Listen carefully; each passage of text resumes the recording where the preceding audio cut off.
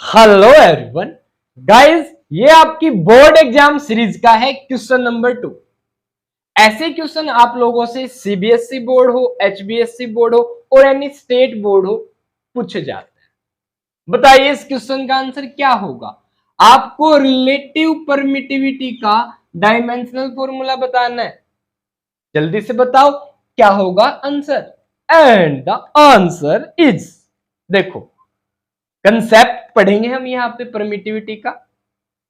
इस क्वेश्चन का आंसर आप पहले ट्राई करो, आप लोग कमेंट करेंगे, ठीक है। एंड द आंसर इज, कोशिश करने वालों की कभी हार नहीं होती, ध्यान रखें। जब भी कहीं पे आपको टर्म दिख जाए ना रिलेटिव और फिर कुछ पूछा हो तो जनरली रिलेटिव टर्म वाली क्वांटिटीज डायमेंशन लेस होती है। देख लो कौन डायमेंशन लेस है। इसमें डायमेंशन है यानी m की पावर 0, l की पावर 0, t की पावर 0, a की पावर 0, कैंडला की पावर 0 होता तो केल्विन की पावर 0, मोल की पावर 0। साथ ही तो फंडामेंटल क्वांटिटीज है। कौन सा है? m0, l0, t0, a0। And answer हो गया आंसर। अब बात है ये परमिटिविटी में रिलेटिव का टर्म का मतलब क्या है। सिग्निफिकेशन, सिग्निफिकेंस जानते हैं, आइए समझते हैं, ध्यान दीजिए। मुझे एक लॉ पता चला जिसका नाम है कूलॉम्स लॉ। कूलॉम्स लॉ क्या कहता है? ये कहता है कि अगर आपके पास दो चार्ज पार्टिकल हैं, एक Q1 एक Q2, इन दोनों के बीच की डिस्टेंस है r, तो इन दोनों चार्ज के बीच force of interaction directly proportional to magnitude of the charges, inversely proportional to square of distance between them. Directly को हटाएंगे, बराबर लगाएंगे, एक कांस्टेंट भी लगाना पड़ेगा के Q1 Q2 बाई आर का स्क्वायर, ठीक है।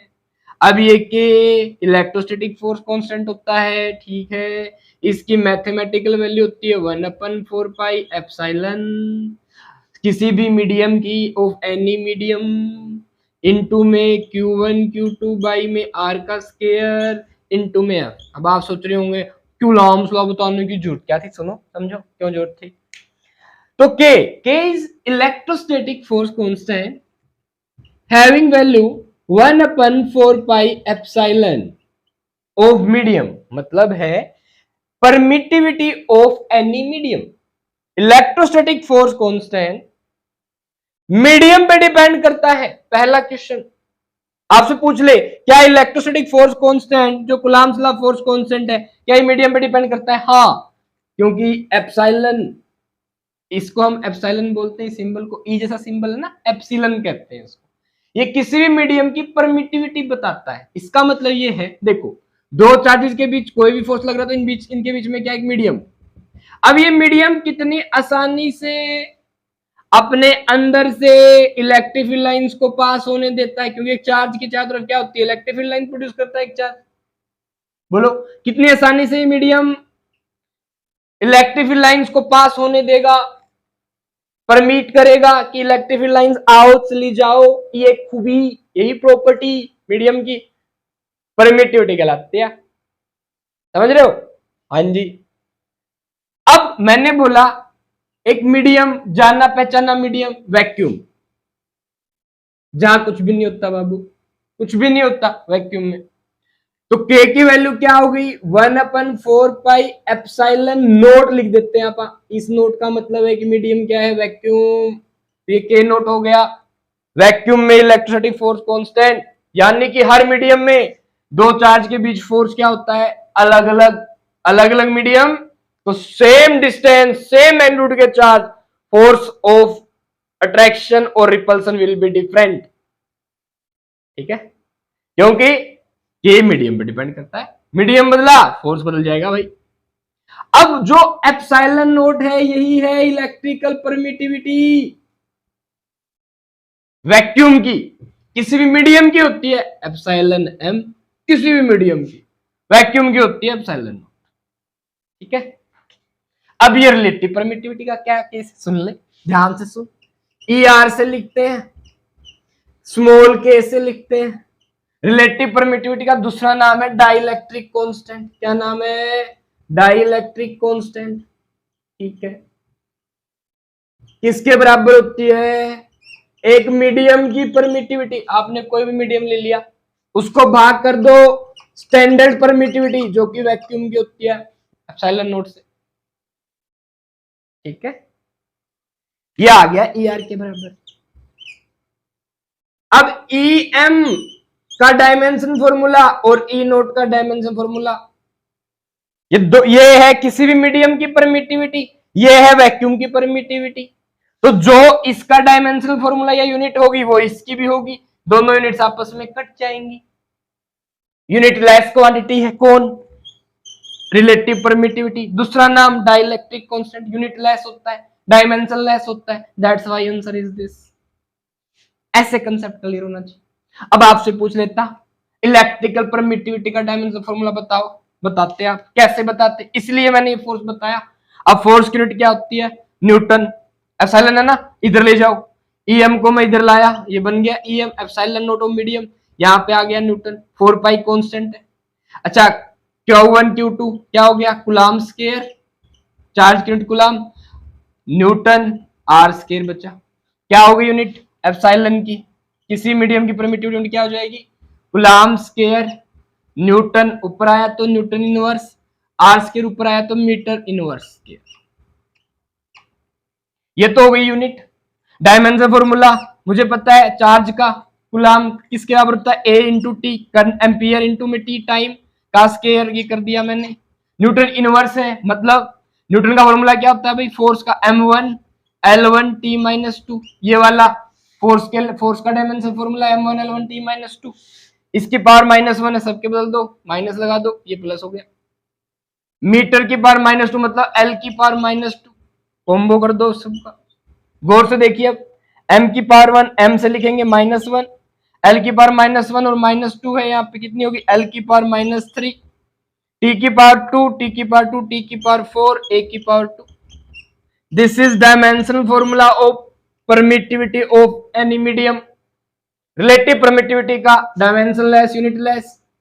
किसी मीडियम की परमिटिविटी की यूनिट होती है coulomb square, newton inverse, metre inverse square. Dimension formula होता है m-1 L-3 T4 A2। अब आप इसको -13 से याद रख सकते हैं भाई, माइनस में 13, -1 -3 42 प्लस का, तो 13 42, जहां पे 13 माइनस है, शॉर्टकट जाना चाहिए था, 13 42, 13 माइनस का 42 प्लस का। ठीक है, अगर आप खुद से भी तेज होना चाहते हैं तो ये याद कर सकते हैं, -13 माइनस का 1 -3 42 प्लस का। ठीक है, ओके। अच्छा, अगर आपसे वो के का डायमेंशन फॉर्मूला पूछ ले, तो इलेक्ट्रोस्टैटिक फोर्स कांस्टेंट का डायमेंशन फॉर्मूला पूछ ले, तो भाई तो क्या करो? गौर से देखो, ये डायमेंशन लेस है, ठीक है, यूनिट लेस तो नहीं होते। थीटा देखो, थीटा की यूनिट होती है। अब ये नंबर का डायमेंशन फॉर्मूले में कोई रोल नहीं है, 1/4 पाई नंबर है, डायमेंशन लेस होता है। ठीक है, ईएम ये इनवर्सली प्रोपोर्शनल हो गया ना, यानी जो यूनिट ईएम की होगी उसका इनवर्स कर दो। क्या यूनिट है ईएम की? कूलम्ब स्क्वायर है ना, ये क्या हो जाएगा? न्यूटन प्लस का हो जाएगा, न्यूटन की पावर 1, मीटर की पावर 2, कूलम्ब की पावर क्या हो जाएगी? -2। Newton metre square coulomb inverse square is dimension formula, sorry unit of electrostatic force constant. Dimension formula कुछ नहीं करना, जो ये वैल्यू प्लस की है, माइनस की, माइनस वाली प्लस की, मतलब के का डायमेंशन फॉर्मूला क्या हो जाएगा? इलेक्ट्रोस्टैटिक फोर्स कांस्टेंट का डायमेंशन फॉर्मूला क्या हो जाएगा? m की पावर +1, L की पावर 3, T की पावर -4, A की पावर -2।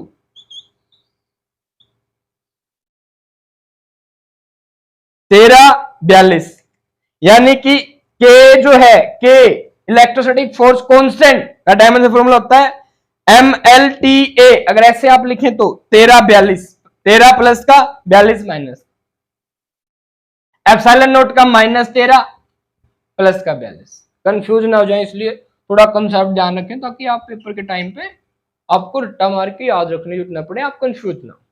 ठीक है, हो गया। हाँ, डाइलेक्ट्रिक कांस्टेंट का दूसरा नाम तो है रिलेटिव परमिटिविटी। ठीक है, ध्यान रखिएगा, दिस के इज डायमेंशनलेस, यूनिटलेस। क्या सीखा हमने? Relative permittivity, dielectric constant is unitless, dimensionless.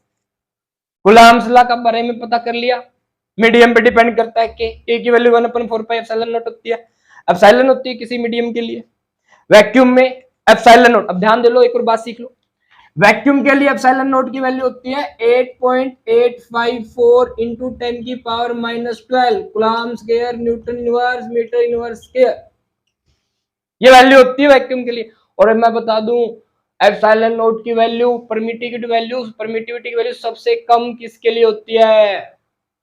Vacuum के लिए। एप्सिलॉन परमिटिविटी किसी भी मीडियम में सबसे कम कौन से मीडियम की होती है? वैक्यूम की। अब ध्यान रखना, अगर ये वैल्यू सबसे कम है तो के सबसे ज्यादा होगा किसका? वैक्यूम का। इसका मतलब क्या है? देखो, अगर दो चार्ज के जो कंस्ट्रक्शन बना, मतलब कॉन्फ़िगरेशन सेम है, सेम डिस्टेंस है, मैग्नीट्यूड सेम है, तो वैक्यूम वो मीडियम है जिसमें सबसे ज्यादा क्या होगा? फोर्स। दो चार्ज के बीच सबसे ज्यादा फोर्स अगर वो सेम डिस्टेंस पे है, कौन से मीडियम में लगता है? वैक्यूम में लगता है भाई। कौन से मीडियम में लगता है? वैक्यूम में लगता है। नोट कर लेना। अगर ये वैल्यू फिक्स है तो force is directly proportional to K, inversely proportional to epsilon. Vacuum की एप्सिलॉन सबसे कम तो के ज्यादा तो फोर्स भी ज्यादा। दोबारा सुन लो, क्या मिला सीखने को? Force is directly proportional to K, electrostatic force constant है ये, inversely proportional to epsilon of medium. जिस मीडियम की सबसे कम हुई एप्सिलॉन, उसका मतलब उसका के। अगर ये वैल्यू कम है, इनवर्सली प्रोपोर्शनल है ना, तो अगर ये वैल्यू कम हुई तो ये वैल्यू क्या होगी? सबसे ज्यादा, तो फोर्स भी क्या होगा? ज्यादा। तो वैक्यूम में दो चार्ज अगर सेम डिस्टेंस पे है, सबसे ज्यादा फोर्स वैक्यूम में ही लगता है। ठीक है, ये क्वेश्चंस हैं जो आपके बोर्ड एग्जाम में पूछे जाएंगे, चाहे सीबीएसई बोर्ड हो, एचबीएसई बोर्ड हो, यानी स्टेट बोर्ड हो, नीट और जेईई में भी आ सकते हैं ऐसे क्वेश्चन। तो अच्छे से पढ़िए। All the best.